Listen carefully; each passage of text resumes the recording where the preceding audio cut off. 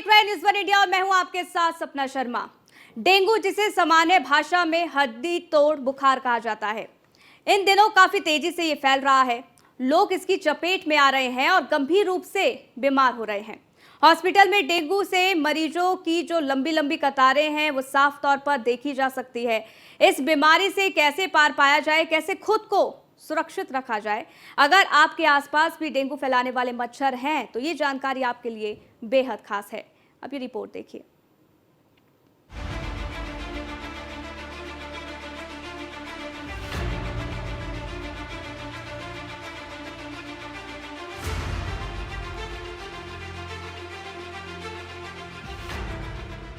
Dengue का कहर इन दिनों चरम पर है। हॉस्पिटल मरीजों से भरे हुए हैं।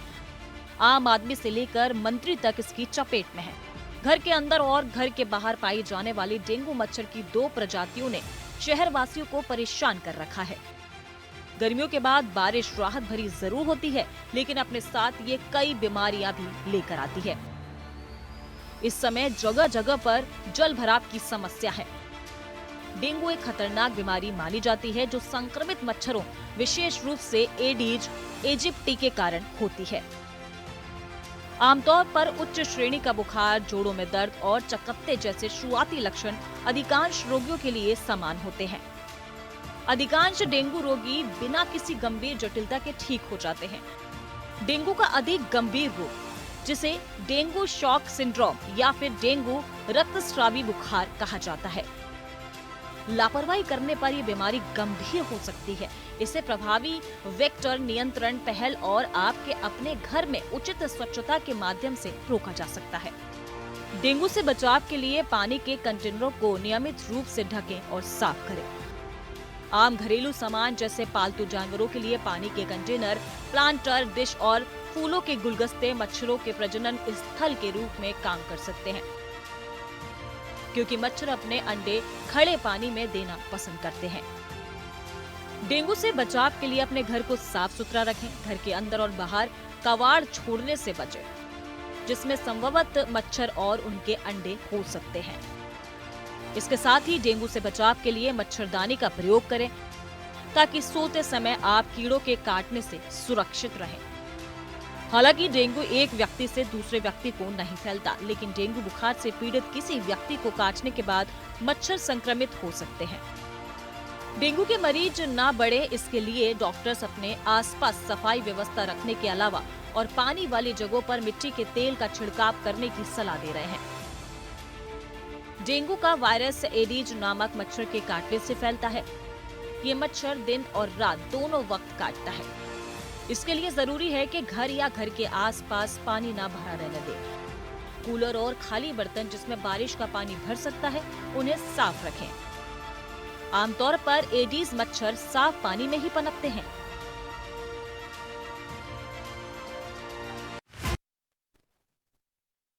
डेंगू बुखार के लक्षण: अचानक तेज बुखार 105 डिग्री तक, गंभीर सिर दर्द, आंखों के पीछे दर्द, गंभीर जोड़ों और मांसपेशियों में दर्द। कुछ गंभीर मामलों में रक्तस्राव और सदमा होता है। थकान, जी मचलाना, उल्टी आना, दस्त होना। अच्छा, सबसे बड़ी समस्या इस वक्त ये है कि लोग जो नॉर्मल फीवर लोगों को आ रहा है उसको भी लोग डेंगू समझ रहे हैं इस वक्त, और जल्दी से हॉस्पिटल चले जाते हैं इलाज कराने के लिए, जिससे हॉस्पिटल में भी लोगों की संख्या बढ़ रही है। तो जो नॉर्मल फीवर इस टाइम वायरल चल रहा है और डेंगू में किस तरीके का अंतर है, कैसे पता लगा जा सकता है? मरीज घर में ये कैसे पता लगा सकता है कि उसको नॉर्मल अभी वायरल है, डेंगू नहीं है? देखिए, डेंगू के कुछ पर्टिकुलर सिम्टम्स हैं जो बहुत खास हैं। एक, आँख के पीछे बहुत तेज़ दर्द होता है। लोअर बैक एक बहुत सीवियर। डेंगू जो शब्द है उसका मतलब है ब्रेक बोन, मतलब हड्डी तोड़ बुखार।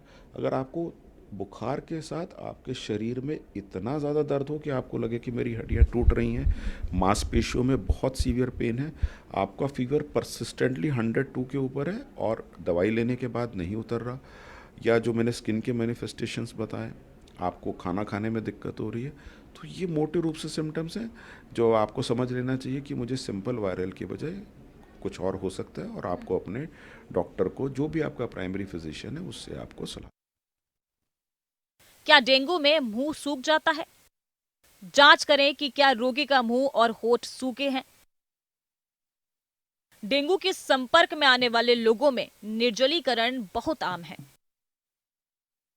उन्हें समय समय पर पानी और इलेक्ट्रोलाइट्स की खुराक लेने की आवश्यकता होती है। कोरोना की तरह डेंगू जो है वो भी ऑक्सीजन स्तर को कम कर सकता है। देखिए, कोई भी डेंगू, कोरोना, ये जितने भी वायरस इलनेसेस होती हैं, ये कुछ हद तक फेफड़ों की बीमारी को, निमोनिया या जो हम अपनी मेडिकल भाषा में ARDS कहते हैं, ये डेंगू की सीवियर कॉम्प्लिकेशन होती है जिसमें सांस लेने में दिक्कत आती है और मरीज को ICU में या क्रिटिकल केयर में उस समय में ज़रूरत है एडमिट करने की। तो क्या डेंगू कब पॉजिटिव माना जाता है? डेंगू वायरस विशिष्ट IgM और निष्क्रिय करने वाले एंटीबॉडी आमतौर पर बीमारी के पहले सप्ताह के अंत में विकसित होते हैं। IgM का स्तर परिवर्तनशील है, लेकिन आमतौर पर लक्षण शुरू होने से 4-5 दिन बाद सकारात्मक होता है। लक्षण शुरू होने के लगभग 12 सप्ताह बाद तक जारी रहता है, लेकिन लंबे समय तक बना रह सकता है। डेंगू कब पॉजिटिव माना जाता है? डेंगू वायरस विशिष्ट IgM और निष्क्रिय करने वाले एंटीबॉडी आमतौर पर बीमारी के पहले सप्ताह के अंत में विकसित होते हैं। IgM का स्तर परिवर्तनशील है, लेकिन आमतौर पर लक्षण शुरू होने से 4-5 दिन बाद सकारात्मक होता है। लक्षण शुरू होने के लगभग 12 सप्ताह बाद तक जारी रहता है, लेकिन लंबे समय तक बना रह सकता है। तो हम कब बाहर निकल सकते हैं ये सोच के कि अब हमें डेंगू नहीं होगा? ऐसे क्या प्रिकॉशंस हैं जो हम ये सोच के बाहर निकल जाएं बिना डरे कि अब हमें डेंगू नहीं होगा? देखिए, इस सीज़न में तो हर आदमी को ये मान के चलना चाहिए कि उसे डेंगू हो सकता है, तथा उसको उससे संबंधित सारे जो सावधानियां हैं जो हमने बताई, डिस्कस करी, वो उसको लेनी चाहिए और उसके बाद काम कर। देखिए, डेंगू से डर के नहीं जिया जा सकता क्योंकि ये एक बीमारी है जो सीजनल है, क्योंकि जो डेंगू का वायरस होता है और जो मच्छर होता है, ये लगभग 25 से 30 डिग्री के बीच में पनपता है। तो ये सीज़न हमारा उसके लिए बिल्कुल परफेक्ट वेदर कंडीशंस है। बारिश हुई और उसके बाद हमारा टेम्परेचर लोअर डाउन हो जाता है। तो ये सीज़न, इसकी वेव्स आती हैं, 2 साल 3 साल के बाद वेव आई, फिर 2-3 साल ये कम रहता है। तो ये हमारे देश में तो कुछ समय तो रहेगा, तो इसके साथ डर के तो नहीं जिया जा सकता। We should take adequate precaution so that कि हमें मच्छर से। डेंगू में कौन सा अंग सबसे ज्यादा प्रभावित होता है?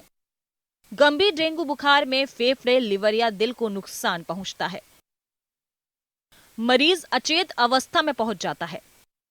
कभी कभी ब्लड प्रेशर अचानक खतरनाक स्तर पर नीचे चला जाता है, जिससे मरीज को शॉक लग जाता है। तो डेंगू में खाना पीना किस तरीके का रख सकते हैं? क्या कुछ खा सकते हैं? क्या कुछ हम परहेज कर सकते हैं डेंगू के टाइम पर? देखिए, अगर आपको कंफर्म डेंगू हो गया, सबसे पहले तो आपको अधिक मात्रा में पानी पीना चाहिए ताकि आपके शरीर में पानी की कमी ना हो। आपको शुगर वाले प्रोडक्ट्स जो हैं उनको अवॉइड करना है। जैसे अक्सर बहुत लोग फ्रूटी पीने लग जाते हैं, तो ये जो high carbohydrate, high sugar contents होता है, ये हमारे शरीर में कॉम्प्लिकेशंस करते हैं, स्पेशली ये पोटाशियम को कम कर देते हैं। तो कुल मिला के जो शुगर वाले प्रोडक्ट्स हैं वो हमें अवॉइड करने चाहिए। लिक्विड पदार्थ जैसे कि नारियल पानी, जूस, दाल का सूप, ये सब चीज़ें हमें अधिक से अधिक मात्रा में लेनी चाहिए। अगर मरीज को उल्टी नहीं है, मरीज के पेट में दर्द नहीं है, तो नॉर्मल अपना आहार ले सकता है, उसमें कोई समस्या नहीं है। परंतु अगर मान लीजिए उसके पेट में दर्द है या दाहिनी तरफ ऊपरी हिस्से में उसको दर्द हो रहा है या उल्टियाँ हो रही है, तो उसके हिसाब से फिर उसे हम लिक्विड और सेमी सॉलिड डाइट एडवाइस करते हैं। डेंगू बुखार में क्या खाना चाहिए और क्या नहीं? डेंगू के मरीजों को मसालेदार खाने से बिल्कुल दूर रहना चाहिए। यह पेट में एसिड जमा कर सकता है, अल्सर की दिक्कत बढ़ा सकता है। इसकी वजह से ठीक होने में लंबा समय लग जाता है। डेंगू में कॉफी या कैफीन से जुड़ी चीजों का भी सेवन नहीं करना चाहिए।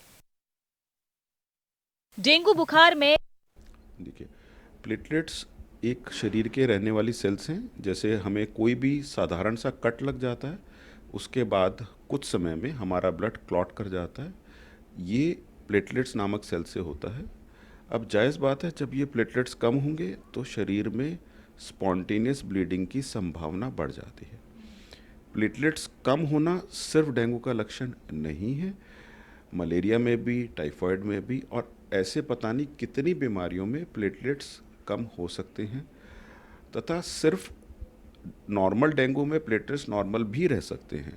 तो प्लेटलेट कम होना या नॉर्मल होने से हम डेंगू को डायग्नोस नहीं कर सकते, क्योंकि प्लेटलेट कम होने के कई कारण हैं और प्लेटलेट नॉर्मल होने से भी डेंगू हो सकता है। तो डेंगू बुखार को लेकर कल हमने डॉक्टर्स के साथ बातचीत करी थी और आज हम आ गए हैं सीधे लैब में। तो देखिए, लैब में हम आ गए और आपको हम ये बताने की कोशिश करेंगे, इस लैब में ये जानने का प्रयास करेंगे कि जब इंसान डेंगू से पीड़ित होता है तो उसके सैंपल की जांच कैसे की जाती है, और सैंपल की जो जांच होती है उस सैंपल की जांच के आधार पर कैसे पता लगाया जा सकता है कि मरीज डेंगू से पीड़ित है।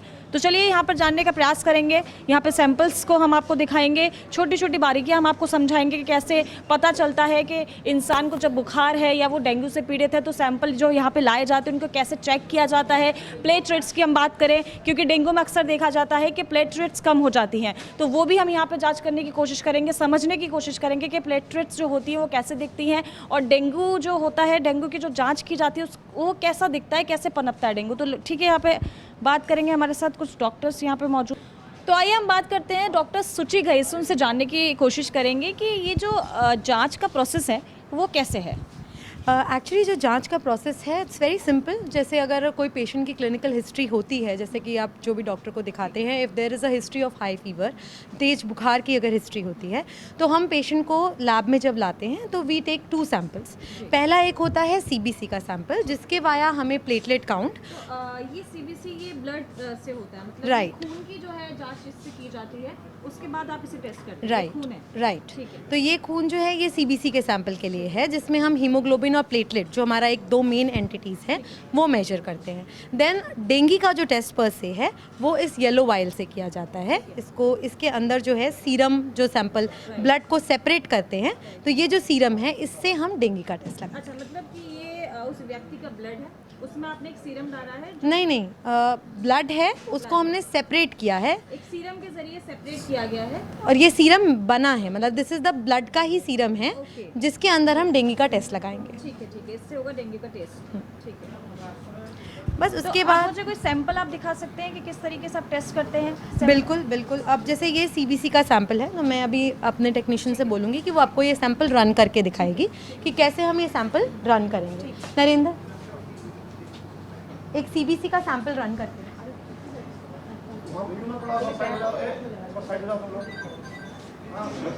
ये हमारी फुली ऑटोमेटेड एनालाइजर है, जिसके अंदर हम अपना ये एक एनालाइजर है, ठीक है। तो ये ऑटोमेटिक मशीन है एक आपकी, Right. जिसमें आप वो सैंपल डाल देंगे तो उसमें ये पूरा बता देगा कि ये सारे पैरामीटर्स जो ब्लड के हैं वो सारे पैरामीटर्स इस मशीन के अंदर आ जाएंगे। ठीक है। तो देखते हैं कि किस तरीके से ये मशीन काम करेगी और कैसे इसमें सारे पैरामीटर्स जो ब्लड के हैं, जो मैम बता रही हैं कि ब्लड के पैरामीटर्स यहाँ पर आ जाते हैं। देखते हैं किस तरीके से मशीन काम करती है।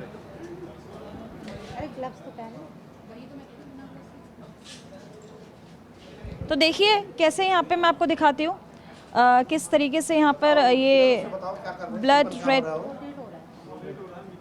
एक्चुअली में मैडम ये जो सैंपल है ना जी सैंपल जब आता है तो इसको कंडीशन होता है सैंपल को जी जी। प्रॉपर मिक्सिंग होनी चाहिए। जब तक अच्छा mixing अच्छा, नहीं हो ये रहा है, रोटेट कर रही है मशीन ताकि ये मिक्स हो जाए। ये मिक्स हो रहा है। हाँ। अगर मिक्सिंग नहीं हो तो इसमें क्या होगा कि इसके जो आरबीसी है नीचे हो जाएंगे और इसके प्लाज्मा ऊपर हो जाएंगे। तो इसको प्रॉपर ऑटोमेशन में इसको मिक्स कर रहे हैं। मिक्स करने के बाद जो प्रॉपर सिंपल हो मिक्स हो जाएगा, उसके बाद ये फुली ऑटोमेटेड एनालाइजर है, जो कि 9 पार्ट एनालाइजर है। इसके थ्रू इसमें आपका एचबी, प्लेटलेट, टीएलसी, डीएलसी सारे काउंट इसमें आएंगे, आरबीसी भी आएंगे। तो उसके बेस पे फिर माइक्रोस्कोप में पैथोलॉजिस्ट बताएंगे कि इसकी प्लेटलेट क्या है, इसकी प्लेटलेट क्या है, मैच करेंगे। तो अब हम इसको चला के दिखाते हैं, आइए तो चलाओ। तो ये अभी मशीन चला रहे हैं। अभी जो मरीज़ का जो ब्लड था वो इसमें डाल के ये रोटेट किया जा रहा था यहाँ पे। उसके बाद अब ये मशीन के द्वारा पता चलेगा कि क्या पैरामीटर्स हैं, राइट। तो सर ये क्या प्रोसेस चल रहा है? ये प्रोसेस है, इसमें क्या है कि जैसे इसमें 3 चैम्बर बने हुए हैं, WBC, RBC और प्लेटलेट काउंट का। तो ब्लड क्या होगा कि फ्लो करेगा सबसे पहले आरबीसी चैम्बर में, फिर डब्ल्यूबीसी चैम्बर में और उसके बाद प्लेटलेट चैम्बर में। उसके थ्रू सारे पैरामीटर को रीड करके विदिन 1 मिनट्स 60 सेकेंड के अंदर आपको रिजल्ट डिस्प्ले कर देगा। तो ये अभी रिजल्ट आया है क्या अभी निकल के? रिजल्ट सामने स्क्रीन के ऊपर आएगा जिसके अंदर सारे पैरामीटर्स और उनके ग्राफ बने हुए होंगे और वो ग्राफ के वाया और वो पैरामीटर्स देख के हम एनालाइज करेंगे कि पेशेंट का एचपी कितना है, हीमोग्लोबिन और प्लेटलेट कितना है। एंड डिपेंडिंग ऑन दैट अगर प्लेटलेट का काउंट 1.5 लाख से कम होगा, हमारी जो नॉर्मल रेंज होती है प्लेटलेट की वो 1.5 लाख से 4.5 लाख होती है, जो ये 1.5 लाख से 4.5 लाख से 1.5 से अगर कम होता है तो हम इसकी एक मैनुअल स्लाइड बनाएंगे। अगर 1.5 लाख से प्लेटलेट्स कम होते हैं तो हम एक मैनुअल स्लाइड बनाते हैं और उन सारी स्लाइड को हम माइक्रोस्कोप के अंदर देखते हैं कि उसके अंदर कितने एग्जैक्ट प्लेटलेट हैं। मतलब अगर मरीज की प्लेटलेट्स 1.5 लाख से ऊपर हैं तो वो स्वस्थ है, मतलब उसको आगे डेंगू का टेस्ट कराने की जरूरत नहीं है? नहीं, ऐसा कुछ ज़रूरी नहीं है। डेंगू का जो प्लेटलेट काउंट होता है वो इनिशियल फेज़ में कई बार नॉर्मल भी होता है और धीरे धीरे घटता है। इट डिपेंड्स कि कौन सा डे है जिस डे पे हमने टेस्टिंग करी है। और हमेशा हम कहते हैं कि एवरी सेकेंड डे पेशेंट को प्लेटलेट का काउंट चेक कराना चाहिए जब भी अगर किसी को डेंगू डायग्नोस हुआ। तो इट इज़ नॉट नेसेसरी कि अगर आज डेंगू पॉजिटिव आया है तो उसके प्लेटलेट 1.5 लाख से कम ही आएंगे।